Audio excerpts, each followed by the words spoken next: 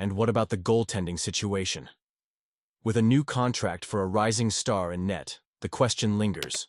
Could the Canucks be considering moving their established goalie? The uncertainty is palpable, and fans are on the edge of their seats. As we explore these developments, one thing is clear. The Canucks are at a crossroads, and the decisions made in the coming months will shape the team's future. Don't forget to subscribe and hit that like button to keep up with every twist and turn in this unfolding story. The Vancouver Canucks had a relatively quiet trade deadline day. But make no mistake, the story of their season has been anything but silent. The departure of JT Miller to the New York Rangers has sent shockwaves through the fan base, especially given the reported rift with Elias Pettersson. It's clear the Canucks have made some tough decisions, and keeping Pettersson and Brock Boeser, despite swirling trade rumors, indicates a commitment to their core.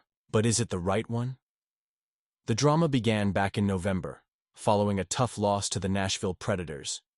Miller's extended leave, which lasted until December, raised questions about his future in Vancouver. Ultimately, he was the one traded, and in return, the Canucks received Philip Chytil and a first-round pick. Since the trade, Miller has shown improvement, which begs the question, did the Canucks really make the right move? Now let's talk about Pettersson. He's been scrutinized this season, and rightfully so, as he's struggling with only 15 goals in 63 games. That's not the production we expect from a player of his caliber. His upcoming no-move clause adds another layer of tension to this situation.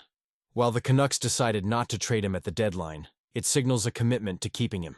But what does that mean for the future? Are we going to see more seasons like this? And then there's Brock Boeser, an intriguing case as he heads into free agency. General Manager Patrick Alvin hinted at the offers he received for Boeser, saying, "If I told you what was offered, you wouldn't believe me." This suggests that other teams might not value him as highly as we hoped. So, what happens next? It seems like a trade could be looming, but if the interest isn't there, it raises the stakes even higher for Boeser's future in Vancouver. If we think about the Carolina Hurricanes reportedly seeking to trade for a first-round pick, there's a possibility Boeser could be on their radar. But it feels like the window is closing fast, and with the Wild and Oilers potentially interested, you have to wonder why the Canucks didn't seal the deal. If Alvin isn't keen on bringing Boeser back, what does that say about the direction of the team? And let's not forget about the goaltending situation. Kevin Lankinen's 5-year extension raises eyebrows, especially with Thatcher Demko's future in question. With just 1 year left on Demko's contract, could he be on the move this offseason? The uncertainty around goaltending is unsettling. For fans, for a franchise that has struggled to make it past the conference finals, this core is being dismantled piece by piece. It's hard not to feel concerned. Yes, Quinn Hughes is having another stellar season, and with him under contract until 2027, there's hope. But what about the offensive talent around Pettersson? If he's not supported, how can we expect him to return to that 30-goal form we all know he's capable of? With Miller and potentially Boeser gone, the path forward looks rocky. So, what do you think?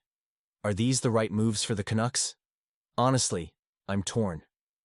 On one hand, keeping Pettersson seems crucial, but on the other, the uncertainty surrounding Boeser and Demko is nerve-wracking. Are we witnessing the beginning of a much-needed rebuild, or just a series of missteps that could haunt us for years? The Vancouver Canucks are in a heated battle for that final wildcard spot in the Western Conference. But things have taken a turn for the worse lately. With a recent 2-game losing streak and a rocky start to their current road trip, the gap between them and the St. Louis Blues has widened. Tonight, they face off against the New Jersey Devils, and let's hope they can right the ship and get back into striking distance for the playoffs. Despite these challenges, there have been some bright spots in the team's performance, especially from key players over the past few weeks. First off, Quinn Hughes is lighting it up. He reached a significant milestone by scoring his 400th career point in just his 421st game, becoming the 7th fastest defenseman to achieve this in NHL history. Watching him work his magic against the New York Rangers was a sight to behold. He was practically gliding around opponents, showcasing his elite edgework and agility. It was reminiscent of Bobby Orr, and I can't help but think about the electric moments Hughes is providing us. His speed is unmatched, with him clocking in the fastest skating speed in the league this season, and he's proving to be a cornerstone. For our defense, he's keeping his name alive in the Norris Trophy conversation, and honestly, He's doing everything possible to lead this team to victories. Then we have Brock Boeser, who continues to find the back of the net with incredible consistency. He scored his 5th goal in 3 games, bringing his total to 23 for the season. If he keeps this momentum, hitting that 30-goal mark is within reach. There's still uncertainty about his contract situation in the offseason, so this hot streak comes at a crucial time. It's almost as if he's sending a message to GM Patrick Alvin. Think twice before letting me walk. I mean, can you imagine losing a player of his caliber? Kiefer Sherwood has also been a revelation this season. He's not just scoring, he's physically impacting games and has set an NHL record for most hits in a single season.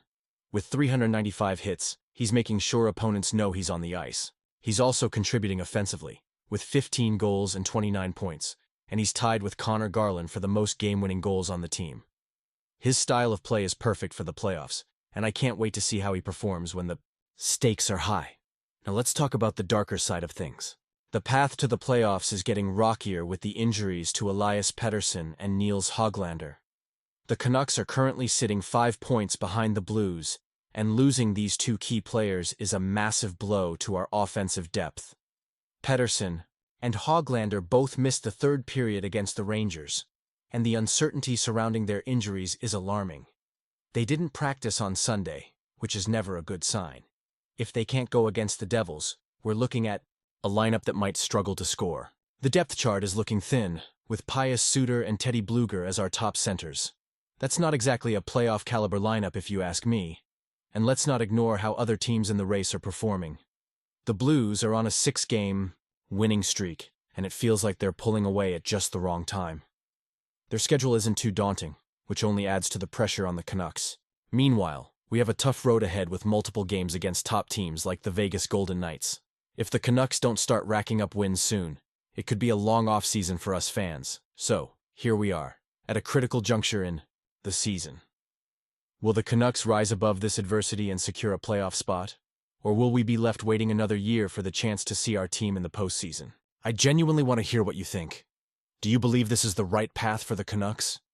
Honestly, I'm torn. The injuries are concerning, but the performances from players like Hughes, Boeser, and Sherwood give me hope. What do you expect from the team in these final games? And you, what do you think? I want to hear your opinions down below. Make sure to like, share, and subscribe to the channel for all the latest updates on our beloved Canucks. And don't forget to activate the notification bell to get all the latest updates. Let's keep the conversation going and rally together as fans. The Canucks need our support now more than ever.